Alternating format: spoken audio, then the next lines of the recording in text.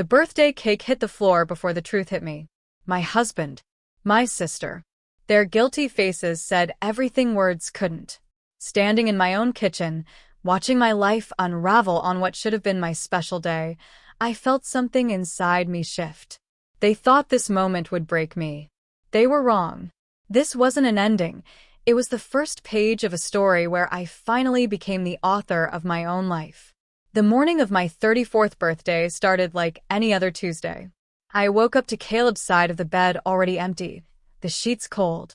He'd left a birthday card on the kitchen counter, store-bought, with his signature and "Love you" scrawled inside. No personalized message, but I told myself it was the thought that counted. "I've got meetings all day," he'd said last night, kissing my forehead. "But I'll make it up to you this weekend." I sipped my coffee and scrolled through the morning birthday texts. Mom and Dad sent a cute gif. My best friend Jessa promised drink soon. Nothing from my sister Marla, but she'd mentioned being out of town this week for a work conference. "Bad timing," she'd said with a sigh when I mentioned my birthday dinner plans last Sunday. "I'll make it up to you when I get back." That phrase again. Everyone making things up to me later. I dressed for work, choosing a deep blue dress that made me feel confident. As I applied my mascara, I caught myself smiling. 34. Not a milestone by any means, but still my day. I deserved to feel special. At the office, my coworkers had placed a small bouquet of daisies on my desk and a card signed by everyone in the department. Laura from accounting brought cupcakes around 11, and we all took a quick break in the conference room. "Any big plans tonight?" she asked between bites of vanilla frosting. "Nothing crazy. Just dinner with Caleb." I didn't mention that we hadn't actually made reservations anywhere, or that he hadn't specified when he'd be home. Around noon, my manager Kevin stopped by my desk. "Sarah, you've been putting in serious overtime on the Patterson project. Why don't you take the afternoon off? Consider it a birthday gift from the department." I started to protest. The quarterly reports were due Friday, but Kevin waved me off. "The reports can wait until tomorrow. Go enjoy your birthday." I packed up my things, feeling a sudden surge of excitement. With my unexpected free afternoon, I could pick up a cake and surprise Caleb when he got home from work. Maybe we could have an early dinner after all. At Sweet Dreams Bakery, I selected a chocolate ganache cake, Caleb's favorite. The baker added, "Happy birthday, Sarah," in elegant blue script and placed it in a white box tied with ribbon. "Someone's going to be very happy to see this," she said with a smile.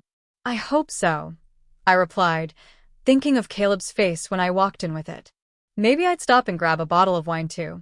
As I drove home, memories from past birthdays flickered through my mind. Last year's dinner at that Italian place downtown. The weekend trip to the mountains for my 30th. The surprise party Caleb and Marla had organized when I turned 28. Marla. A strange feeling tugged at me as I thought about my sister. There was something off about our last few interactions. Like last week, when she'd come over for Sunday dinner. The way she avoided eye contact when Caleb walked into the room. How she stammered when I mentioned my favorite birthday memory from childhood. The year our parents took us to the lake house and Marla had baked me a lopsided cake all by herself. "You remember that?" she'd asked, her voice strained. "Of course I do. You were so proud of that cake." She'd looked down at her plate. That was a long time ago. I brushed the memory aside as I pulled into our driveway. Caleb's car was there, which was odd. He'd said he had meetings all day. Maybe he'd come home for lunch? Or perhaps he'd decided to work from home this afternoon. I grabbed the cake box and my purse, feeling a flutter of anticipation. This was better, actually. We could start celebrating early. The house was quiet when I unlocked the front door. The lights were dimmed, and I could hear faint music playing from somewhere inside. "Hello," I called out. "Caleb." No answer.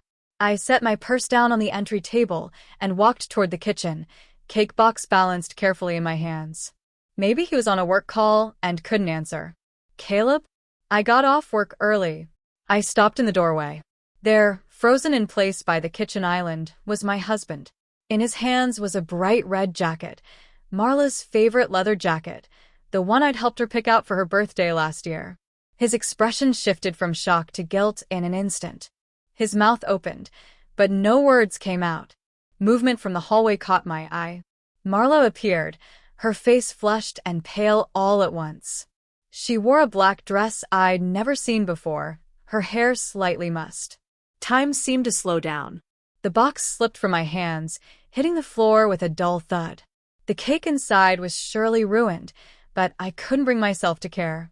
Caleb found his voice first. "Sarah, this isn't." I held up my hand, cutting him off.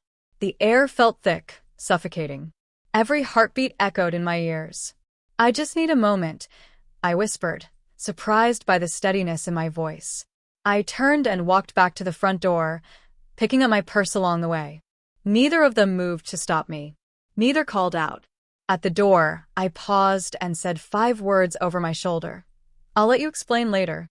Then I walked out, got in my car, and drove away. I wasn't crying. I wasn't shouting. I was just broken inside. I drove aimlessly, my knuckles white against the steering wheel. My phone buzzed repeatedly in my purse, but I ignored it. Where was I supposed to go? What was I supposed to do? Memories from the past 6 months began to surface like debris after storm. Caleb's late meetings that seemed to multiply. The text messages he'd angle away from me. Family dinners with Marla that suddenly got canceled. The way they both sometimes mentioned the same random topics, as if they'd been discussing them together. How had I missed this? Was I really that blind? Or had I simply trusted too much? The sun was setting when I found myself at Miller's Point, a scenic overlook outside of town. I parked and sat on the hood of my car, watching the sky turn from blue to orange to deep purple. My phone had stopped buzzing. I checked it briefly, 5 missed calls from Caleb, 3 from Marla, and a text from each. "Caleb, please come home so we can talk." "Marla, it's not what you think. Call me." I turned the phone off and slipped it back into my purse. Night had fallen completely by the time I drove away from the lookout. I couldn't go home. Not tonight, not with both of them there, not with the birthday cake still smashed on the floor. I checked into the Pinewood Motel, a small place off the highway. The woman at the front desk gave me a sympathetic look, but didn't ask questions. In the room, I lay fully clothed on the bed, staring at the ceiling. The events of the day played on loop in my mind. Caleb holding Marla's jacket. Marla appearing from the hallway. The look they exchanged before they saw me. I realized then that I didn't want their explanations. I didn't want to hear about how it just happened, or how they never meant to hurt me.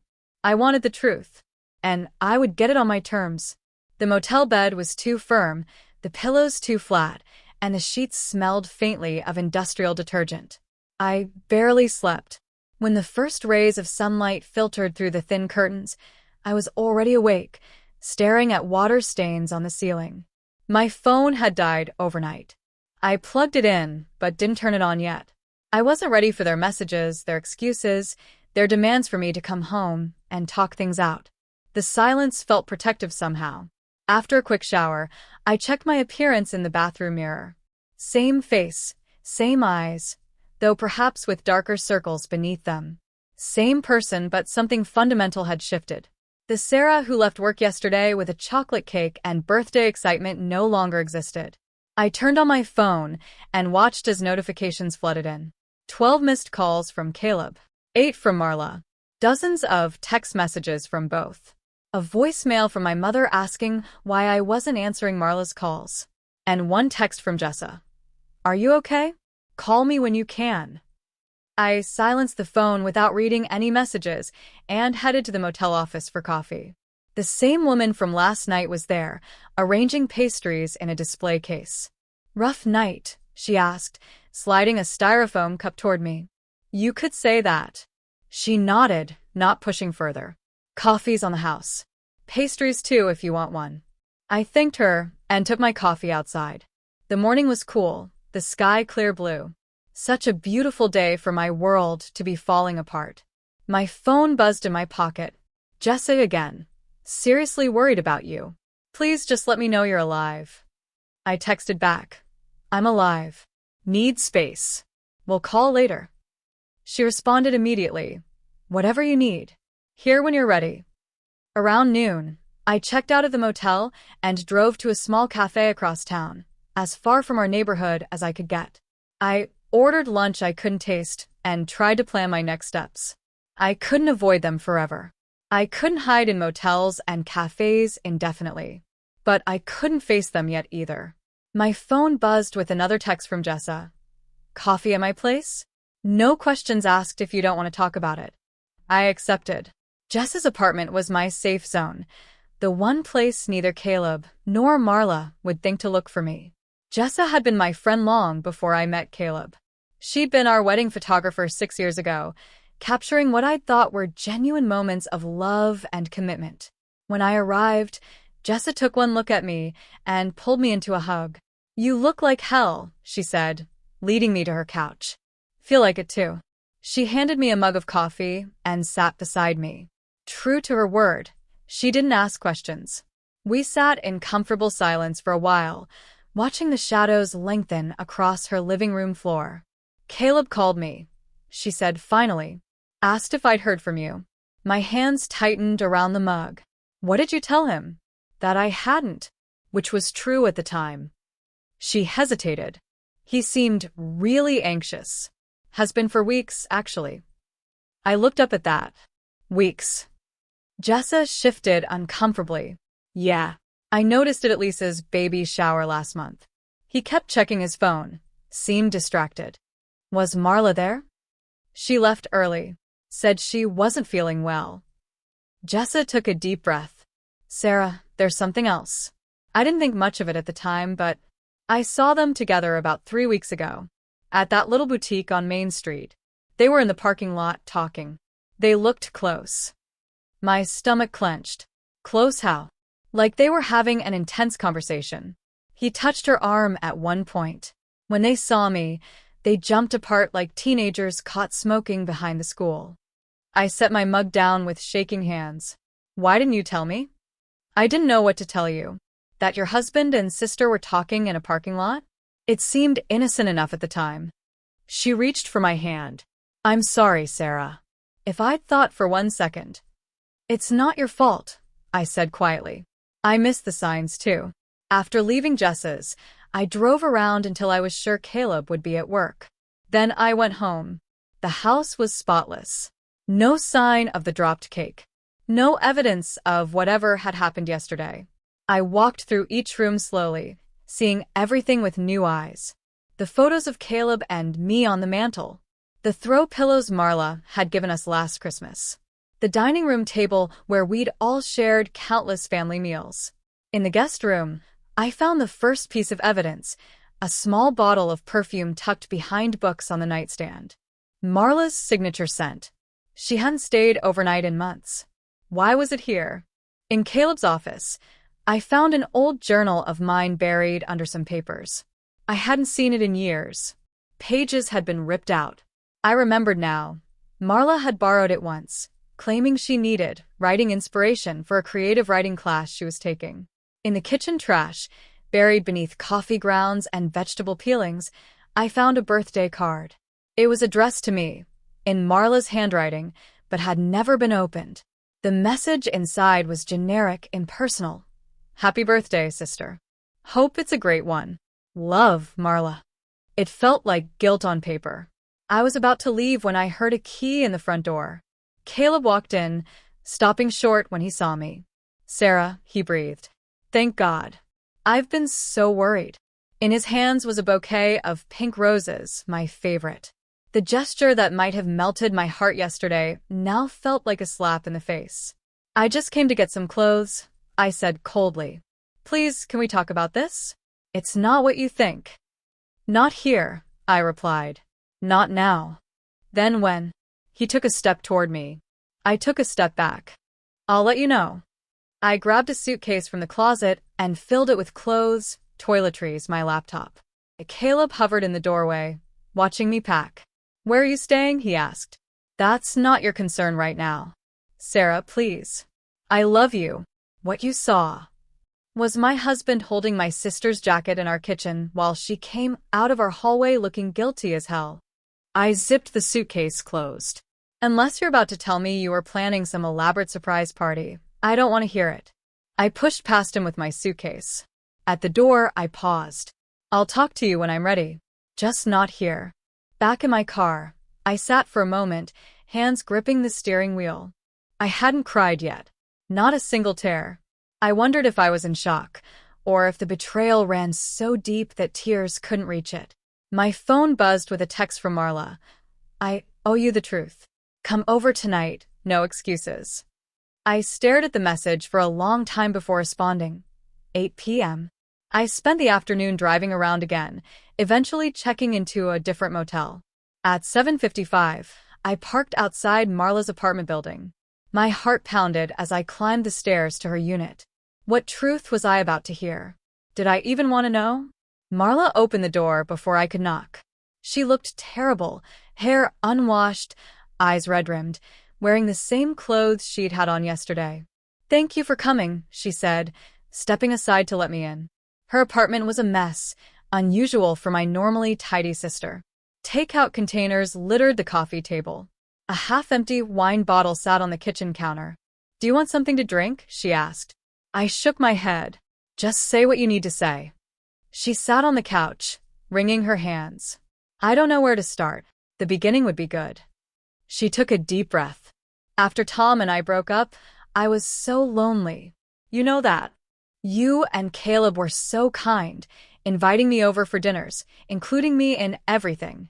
I remained standing, arms crossed. "So, this is how you repay kindness?" "It wasn't like that," she said quickly. "Caleb was just being nice at first. He'd call to check on me. Sometimes he'd stop by with groceries or just to talk." "When did it change?" She looked down at her hands. "That family barbecue at Mom and Dad's back in May. You were busy helping Mom in the kitchen. Caleb and I were talking on the patio. He told me things had been distant between you two, that you were always working late or too tired." My jaw clenched. "So you saw an opening?" "No. It wasn't like that. We were just talking and then—" She trailed off. "And then what, Marla?" "And then we started texting more. And the texts became different. And then one day he stopped by when you were at that conference in Chicago, and—" I held up my hand. "No. I don't need those details." She stood up, moving toward me. "Sarah, you have to understand. I was so lonely, and you've always had everything. The perfect husband, the perfect job, the perfect life." I stepped back, fury rising in my chest. "So this was what? Jealousy? You wanted what was mine." "You were always busy," she said defensively. "Always too caught up in your work to appreciate what you had. I just wanted someone to see me for once, not you." And there it was, the ugly truth beneath the excuses. Not an affair born of passion or love, but of envy and resentment. "How long?" I asked, my voice dangerously quiet. "How long has this been going on?" She hesitated. "Since May. For months. While I planned family dinners. While I confided in her about wanting to start a family soon. While I helped her through her breakup with Tom." "Get out of my way," I said, moving toward the door. She grabbed my arm.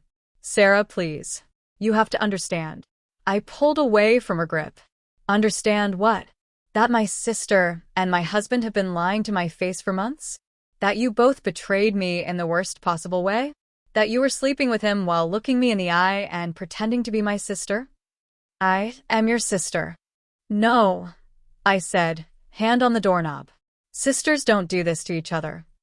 I walked out of her apartment, her pleas fading behind me. In the stairwell, I leaned against the wall, fighting to catch my breath. Still no tears. Just a hollow ache where my heart should be. 3 days passed in a blur of sleepless nights at the motel and distracted days at work. I'd told Kevin I was dealing with family issues, and he'd been understanding about my decreased productivity.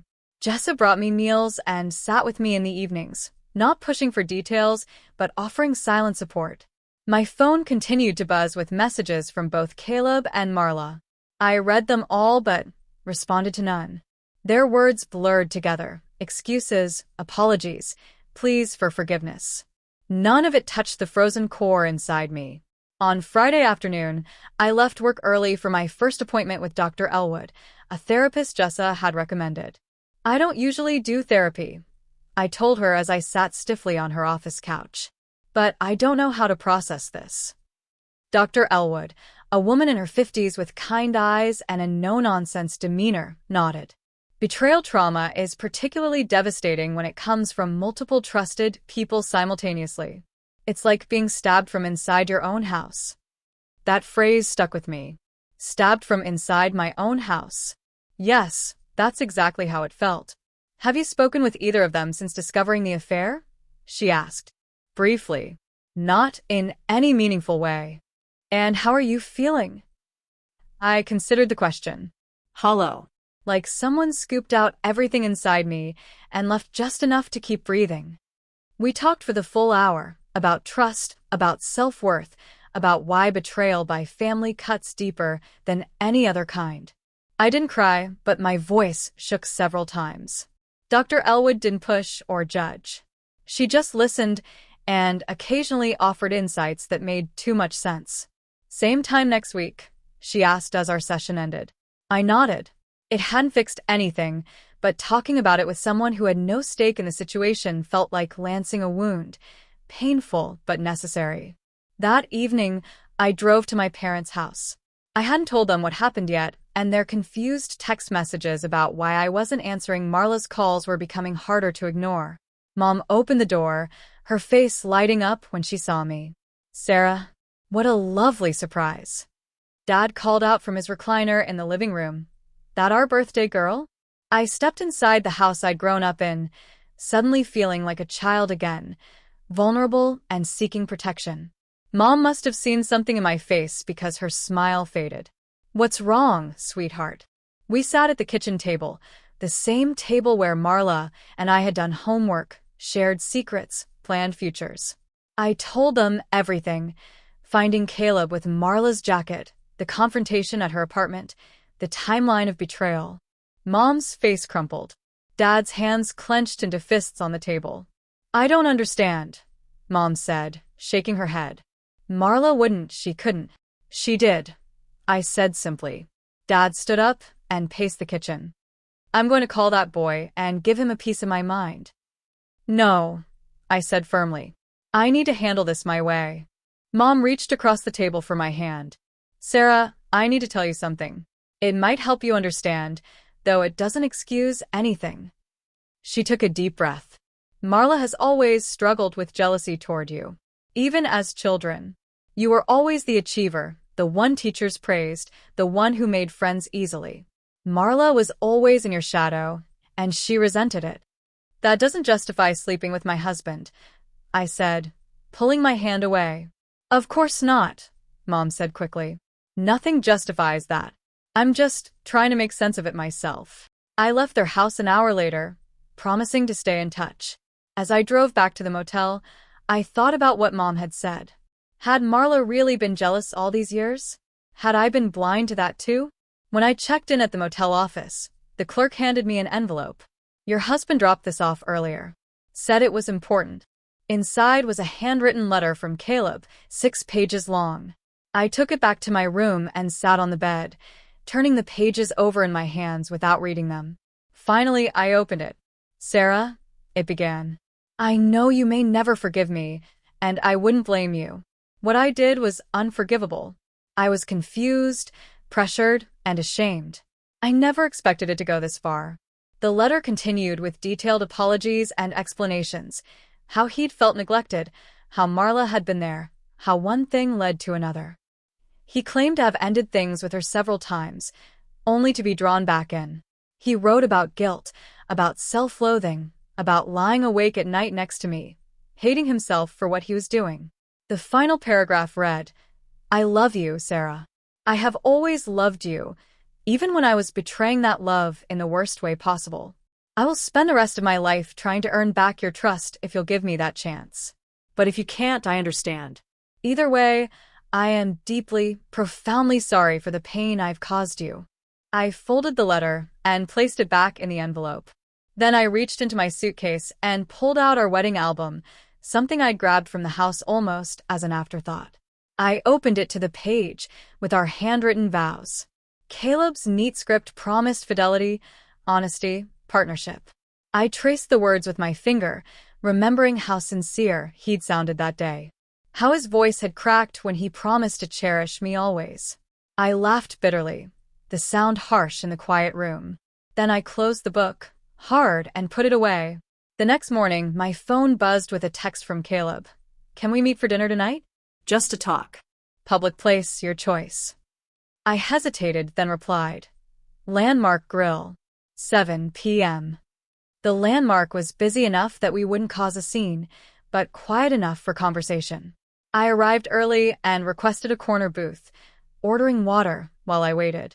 Caleb appeared at exactly 7 o'clock, looking haggard. He'd lost weight in the weeks since I'd left. There were dark circles under his eyes, and his usually neat hair was disheveled. "Thank you for meeting me," he said, sliding into the booth across from me. I nodded but said nothing. The waitress came for our orders. I asked for a salad I knew I would meet. Caleb ordered coffee. "I got your letter," I said after she left. "Did it help at all?" "It explained some things. It didn't fix anything." He nodded, his eyes fixed on the table between us. "I don't expect you to forgive me, Sarah." "Good. Because I don't know if I can." We sat in silence for a long moment. No raised voices. No dramatic scene. Just quiet, truthful pain filling the space between us. "Why her?" I finally asked. "Of all people, why my sister?" He looked up, his eyes wet. "I don't have a good answer for that. It wasn't planned. It just happened. She was there. She was lonely. She was available." "Available," I repeated, like a parking space. "That's not what I meant. Do you love her?" He flinched. No. "It wasn't about love." What was it about then? Sex? Ego? "Boredom." "I don't know," he admitted. "Weakness, maybe. Selfishness, definitely." Our food arrived. Neither of us touched it. "What happens now?" he asked. I looked at him, really looked at him, for the first time since sitting down. This man I'd loved. This man I'd trusted. This man who'd shattered everything we'd built together. "I don't know," I said honestly. Part of me wants to walk away and never look back. Part of me remembers 6 years of marriage and wonders if there's anything worth saving. "There is," he said quickly. "I know I don't deserve another chance, but if you gave me one—" "I'm not the same woman anymore," I interrupted. "You broke something you can't just glue back. Even if I wanted to forgive you, I don't know if I can be who I was before." He nodded slowly. "I understand." We sat in silence again, the weight of all that had been lost pressing down between us. Around us, other diners laughed and talked, living normal lives untouched by betrayal. "I need time," I said finally. "I can't make any decisions right now." "Take all the time you need," he replied. "I'll be here, however long it takes."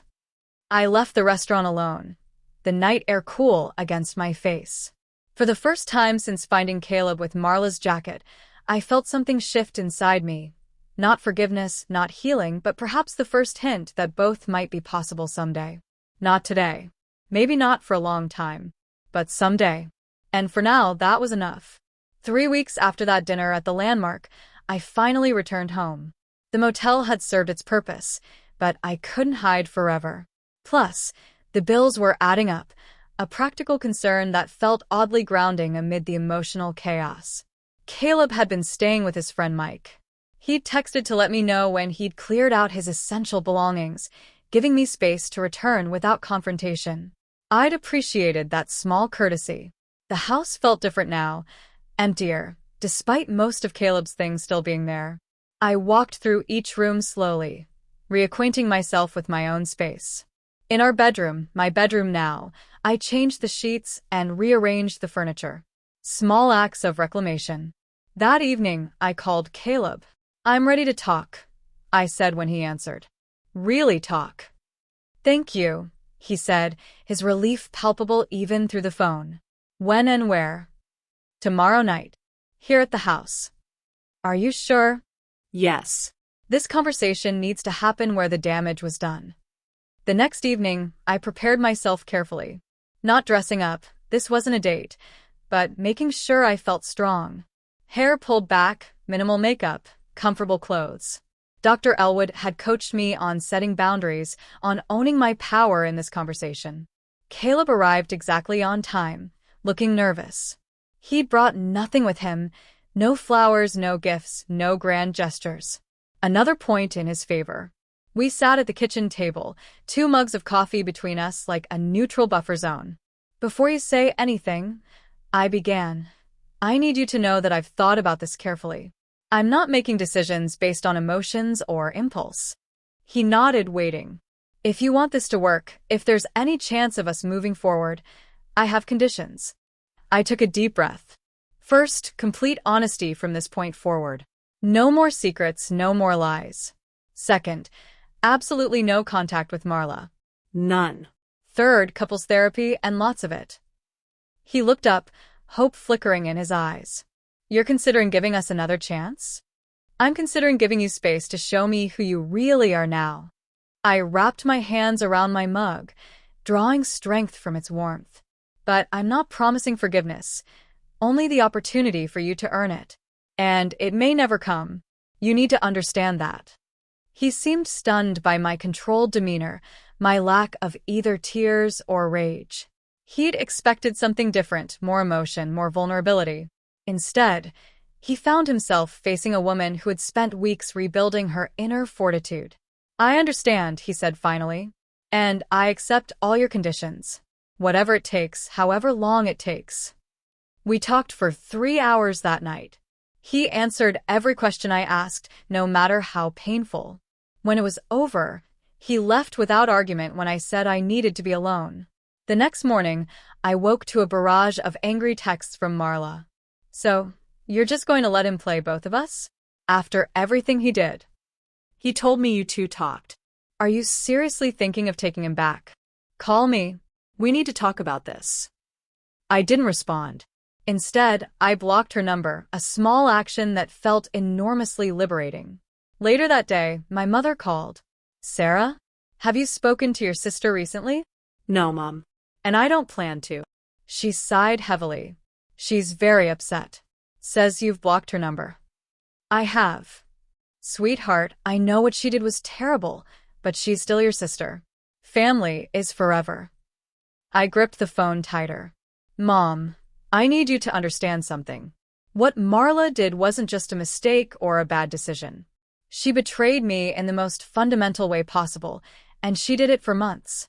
She's not entitled to my forgiveness just because we share DNA. There was a long pause before my mother spoke again. Your father and I would like to have you both over for dinner, to start healing this rift. No. Sarah. I'm not ready, Mom. And I'm not sure I'll ever be ready. Please respect that.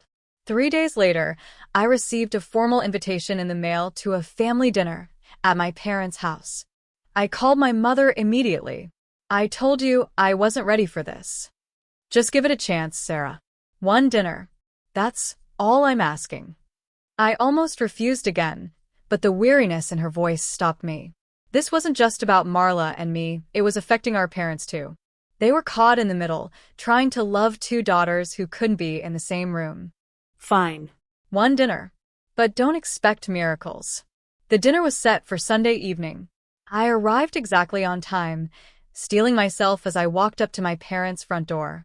Dad answered, pulling me into a tight hug. How are you holding up, kiddo? He whispered. I'm managing. Inside, Mom was busy in the kitchen. No sign of Marla yet. She's running late, Mom explained, noticing my glance around the room. Said she'd be here by 6:30. Of course she was late. Marla had never been on time for anything in her life. At 6:45, the front door opened and Marla swept in.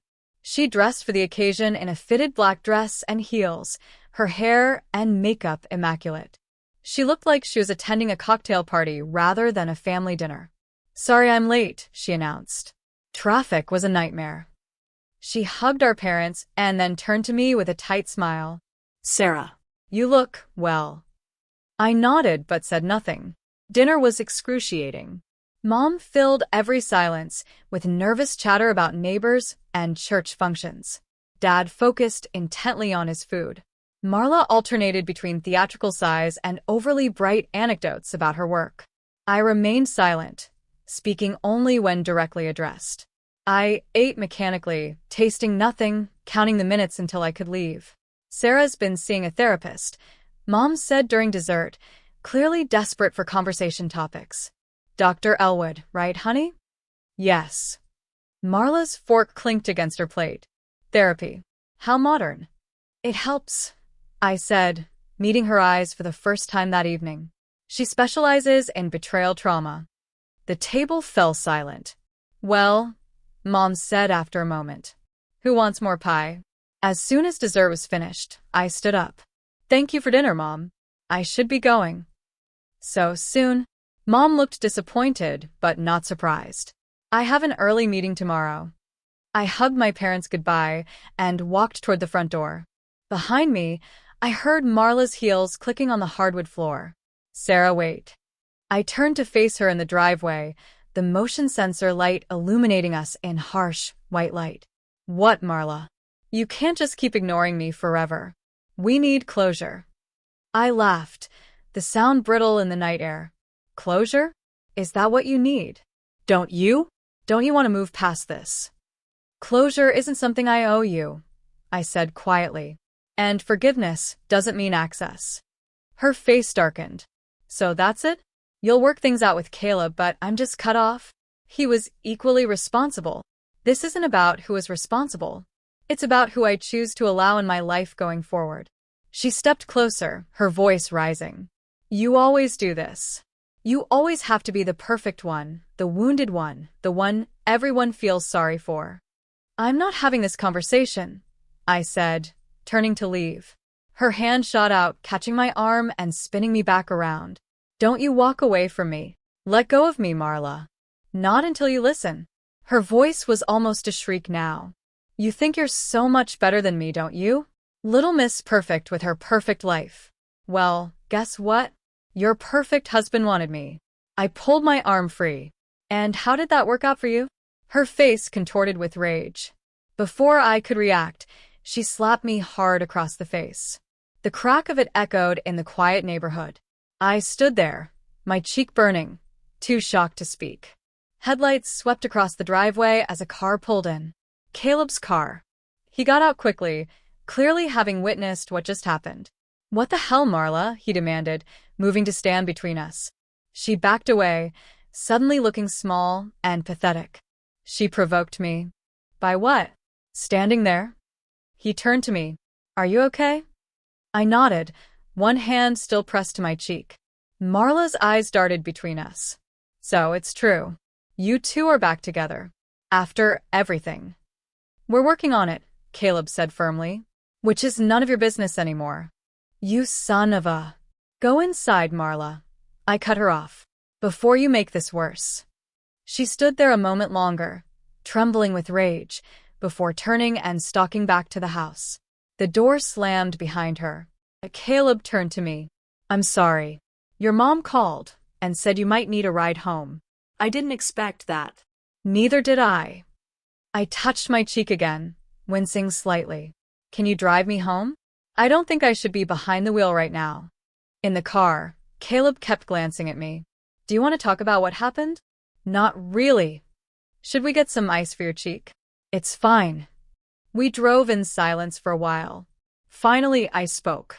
I think I need to talk to a lawyer. He looked alarmed. About us? No. About a restraining order against Marla. The next morning, I made an appointment with a lawyer.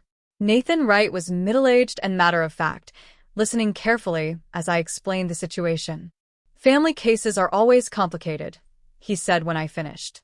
Especially when there's a history of emotional instability. Can I get a restraining order? Based on one incident? It would be difficult. But we can certainly start documenting aggressive or manipulative contact. He slid a notepad across his desk. I want you to record every interaction, texts, calls, emails, in-person encounters. Date, time, what was said or done. If there's a pattern of harassment, we have a much stronger case. And in the meantime? In the meantime, continue with no contact. Block her on all platforms. If she shows up at your home or workplace, do not engage. Call the police immediately. I nodded, feeling both relieved and exhausted. Thank you. Family or not, he added gently, you have the right to peace. That evening, Caleb and I had our first session with Dr. Elwood. She welcomed him with the same professional warmth she'd shown me, but I noticed a certain coolness in her eyes. She was on my side, and she wasn't hiding it. I want to be clear about something before we begin, she said, looking directly at Caleb. This isn't about fixing your marriage. It's about discovering if it can be fixed. Those are two very different goals. He nodded, hands clasped tightly in his lap. Sarah has been doing important individual work. Now we need to see if you're willing to do the same, to look honestly at yourself and your choices without deflection or excuses. I am, he said quietly. The session was brutal. Dr. Elwood asked pointed questions that left nowhere to hide. Caleb cried twice, once when describing his own father's infidelities, and again when articulating the full extent of his betrayal. I remained dry-eyed throughout, a fact that seemed to surprise him. As we were leaving, I asked the question that had been haunting me. Would you have told me the truth if I hadn't walked in that day? If I hadn't seen it with my own eyes? He hesitated, his hand on the car door. Then, looking down, he admitted, probably not. The honesty hurt more than a lie would have. But it was a truth I needed to hear. That night, alone in my bedroom, I pulled out an old journal. Not the one Marla had borrowed, but a new one. Blank pages waiting for new thoughts. I began to write, not about Caleb or Marla, but about me. About who I had been before all this. About my passions and dreams that had nothing to do with being a wife or a sister. The next day, I went to a home goods store and bought new bedding, new curtains, new throw pillows. I rearranged the furniture. I took down the framed wedding photo from the dresser and put it in a drawer, not destroying it, just removing it from daily view. I'm not erasing the past, I whispered to the empty room. I'm just no longer worshiping it. Weeks passed. Caleb and I continued therapy. He remained at Mike's but came over for dinner twice a week. We talked, really talked, about everything from childhood traumas to future hopes. I began to see him not as the husband who betrayed me, but as a deeply flawed man trying desperately to be better. One Saturday morning, I went for a long walk alone. The air was crisp, leaves crunching beneath my feet. As I rounded the corner near the park, I caught myself smiling at nothing in particular. Not because of Caleb, not because of some happy memory, just because. A moment of peace in the midst of pain. And I realized healing was happening. Not completely. Not perfectly. But it was there, a small green shoot pushing through frozen ground. I think we need more time apart, I told Caleb during our fourth therapy session. Real time. Not just living separately while working on getting back together. He looked stricken. What do you mean? We've been pretending we're okay. That will eventually be okay. But I need space to figure out who I am now, without the pressure of trying to save our marriage. Dr. Elwood nodded encouragingly. Sarah has been doing some important self-reflection. This isn't about punishment, Caleb. It's about growth. How long? He asked, his voice tight. I don't know. That's the point. I need time without a deadline. That evening, he came over to pack more of his things. We'd agreed he would move from Mike's couch to a small guest apartment across town. It feels like I'm losing you, he said as he filled a duffel bag with books and winter clothes. You already lost me, I replied, not unkindly. Now we're both trying to find out who we are after everything that happened. Surprisingly, once he was gone, I didn't feel lonely. The house wasn't empty. It was peaceful. I could stay up late reading without worrying about disturbing anyone. I could play music while I cooked.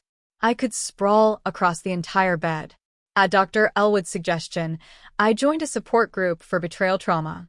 The first meeting was intimidating, a circle of strangers in a church basement, sharing their most painful experiences. But as I listened to their stories, I felt a strange comfort. I wasn't alone. Others had walked this path before me. Dana, a woman in her 50s, spoke about forgiving her sister and her husband, but never going back to either. People assume forgiveness means reunion, she said, her voice steady. It doesn't. Sometimes the most loving thing you can do for yourself and for them is to forgive from a distance. Did you ever feel guilty? Asked a younger woman across the circle. For not trying to save your marriage? Dana smiled gently. For a while. But then I realized something important. Peace doesn't always come from reunion. Sometimes it comes from release. Her words stayed with me for days, echoing in quiet moments. Peace doesn't always come from reunion. Sometimes it comes from release. 2 months after moving back home, I found myself in the spare bedroom, staring at boxes I'd never unpacked after our last move. One contained my old painting supplies, brushes, canvases, acrylics, and oils. I hadn't touched them in 5 years. Not since I'd taken that promotion that consumed all my free time. I set up an easel by the window and squeezed paint onto a palette. Red, black, white, gray. I had no plan, no vision. I just needed to create something, anything. The result was chaotic, swirls of crimson and ash gray colliding on canvas. It wasn't beautiful, but it was honest. I titled it The Birthday and hung it in the hallway. A week later, I came home to find a small package on the porch. Inside was a book, collected poems of Mary Oliver, my favorite poet. The note inside, in Caleb's handwriting, read simply, I never deserved your softness, but I want to learn how not to break it again. I kept the note, but didn't respond. The gesture touched me, but I wasn't ready for the complications of gratitude. The next day, I received an unexpected call from Amanda, a college friend who now ran a local arts center. Sarah, I'm so glad I caught you. Listen, our administrative assistant just quit, and we're in a bind. It's just part-time, weekends mostly, but I immediately thought of you. Any chance you'd be interested? Me? But I work in corporate marketing. Yes, but you also have an art background, and you're the most organized person I know. It's yours if you want it. I hesitated only briefly. Actually, that sounds perfect. The job was exactly what I needed. A creative environment, new people, work that had nothing to do with my regular career or my complicated personal life. Just mine. Our therapy sessions continued, though less frequently. Caleb had begun seeing Dr. Elwood individually as well. In one particularly intense joint session, he opened up about his father's serial infidelities and how they had shaped his understanding of marriage. My dad cheated on my mom for 20 years, he said, his voice low. And she always took him back. Always. I grew up thinking that's just what men did and what women accepted. That explains some things, I said. But it doesn't excuse them. I know. He looked up, his eyes clear. That's what I'm learning. Explanation isn't permission. I felt a complicated mix of emotions. Pity for the boy who had grown up in that environment. Anger at the man who had repeated the pattern. Hope for the person trying to break it. A few days later, a thick envelope arrived in the mail. Marla's handwriting on the outside. I almost threw it away unopened, but curiosity won out. Inside was a 12-page letter, handwritten on yellow legal paper. It began with Dearest Sarah and launched immediately into a detailed account of her childhood jealousies, her feelings of inadequacy beside my achievements, her desperate need for attention and validation. She wrote about therapy she'd started, about diagnoses of anxiety and depression, about medication and coping mechanisms. She described how her relationship with Caleb had begun in a moment of weakness and spiraled into an addiction to the forbidden thrill of it. The letter ended with pleas for forgiveness, for reconciliation, for another chance at sisterhood. I read it twice, carefully. Then I tore it in half, then quarters, then smaller pieces until it was confetti in my hands. I wasn't her therapist. I wasn't responsible for her healing. And I wasn't ready to be her sister again. 2 weeks later, Caleb and I attended a wedding together, our friends Taylor and Brian. It was our first public appearance as a couple since everything had happened. I wore a new dress, one Caleb had never seen before. He wore a suit I didn't recognize either. New versions of ourselves, testing the waters. Some people whispered when we walked in. Some avoided eye contact. Others were overly enthusiastic, trying too hard to act normal. We weathered it all with quiet dignity, neither confirming nor denying the rumors that had inevitably circulated. During the reception, Taylor's cousin approached me at the bar. "So, you guys worked it out, huh? After what he did?" I smiled politely. "We're taking things one day at a time." "I couldn't do it," she said, shaking her head. "If my husband cheated with my sister, both of them would be dead to me." "Everyone's journey is different," I replied, walking away before she could say more. Later, Caleb found me on the terrace, watching the sunset. "You okay? I saw Jessica cornering you earlier." "I've fine." "Just tired of being a cautionary tale." He nodded. "We can leave if you want." "No." "I'm not hiding anymore." Back home that night, I lit a candle and placed it on the kitchen island, the exact spot where I had found Caleb holding Marla's jacket all those months ago. I sat down across from him, the small flame dancing between us. "Is there still a chance for us?" he asked quietly. The question hung in the air, weighted with months of pain and healing, therapy and reflection. "There's a path," I said finally, "but it won't be the one we left behind. We can't go back to who we were. Too much has changed." "I know."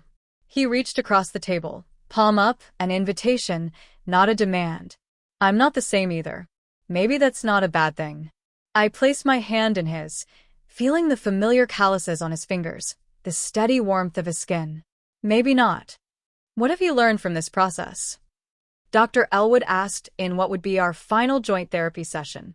Caleb answered first. "I've learned that betrayal doesn't end when the affair does, it echoes. Every decision I make now lives in the shadow of the pain I caused." She nodded, then turned to me. "Sarah?" I took a deep breath. "I've learned that I'm still whole, even after being split in two. That healing isn't about going back to who you were, but about discovering who you can become." Dr. Elwood smiled. "That's profound work, both of you. Where do you go from here?"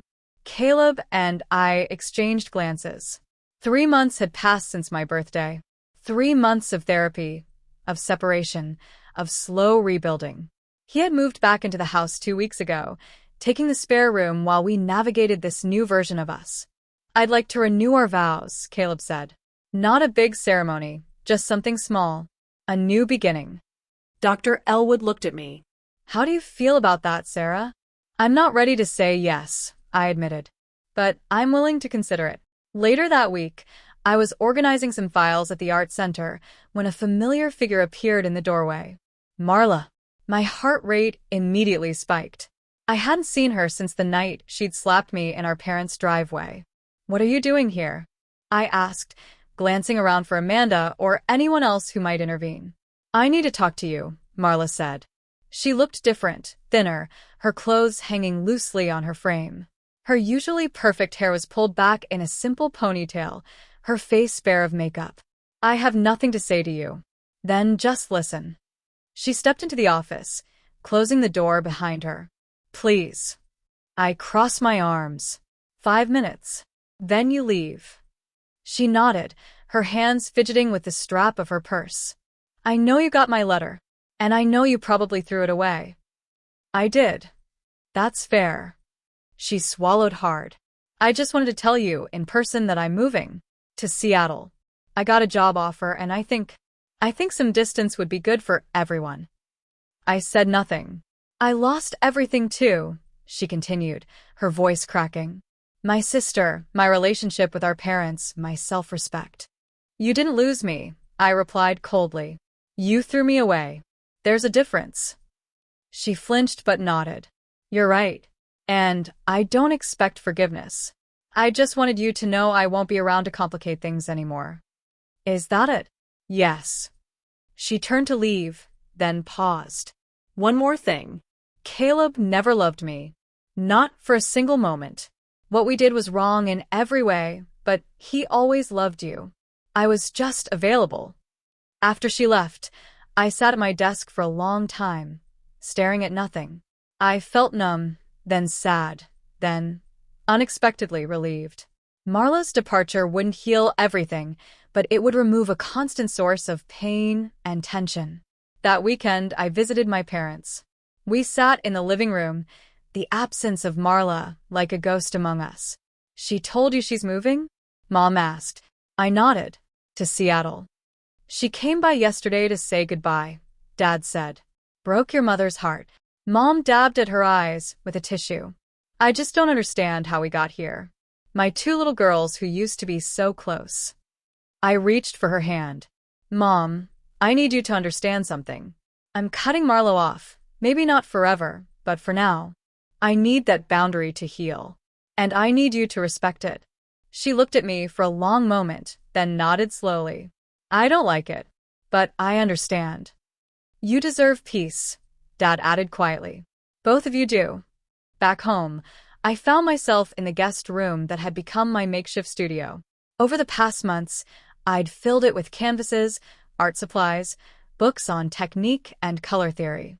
It was my space, my sanctuary.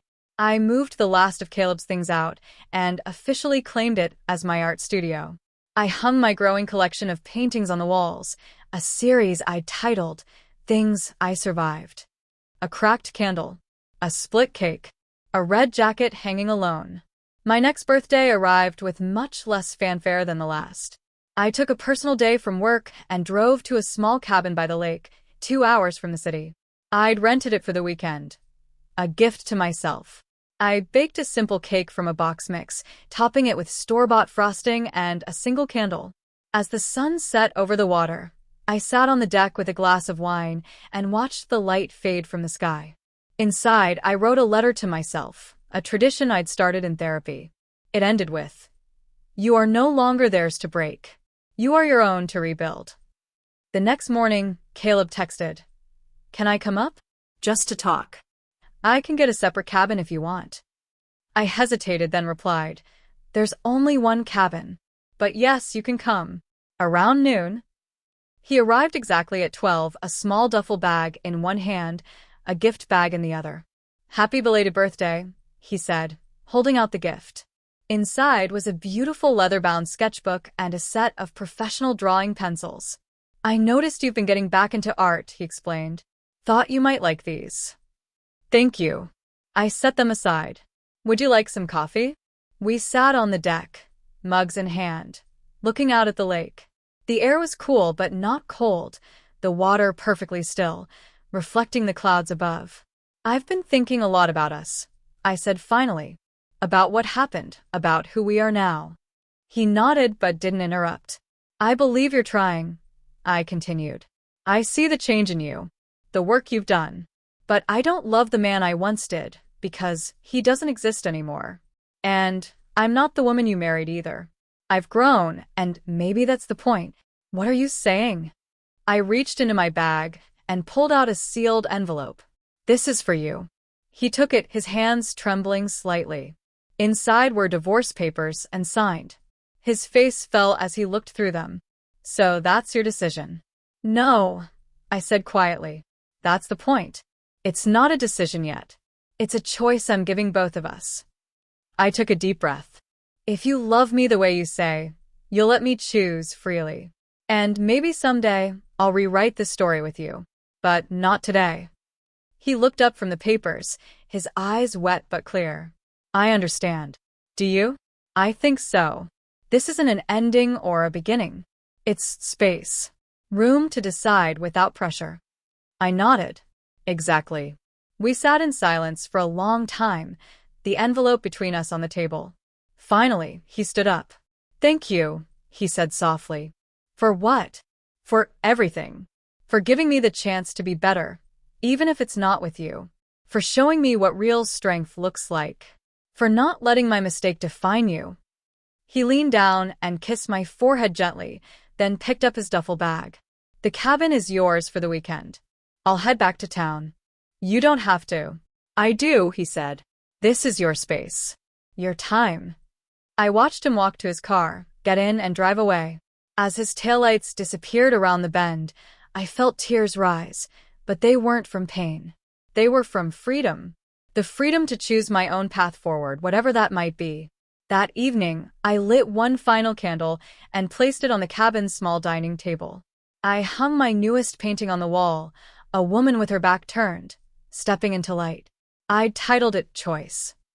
I looked at it for a long time, seeing not just the pain of the past but the possibility of the future. That terrible birthday had shattered my world, but from the pieces, I'd built something new, something stronger, something mine. I blew out the candle and smiled into the darkness. That day wasn't the end. It was the beginning of me. If Sarah's journey resonated with you, hit that like button and subscribe for more stories that explore the complicated paths we take when life breaks us open.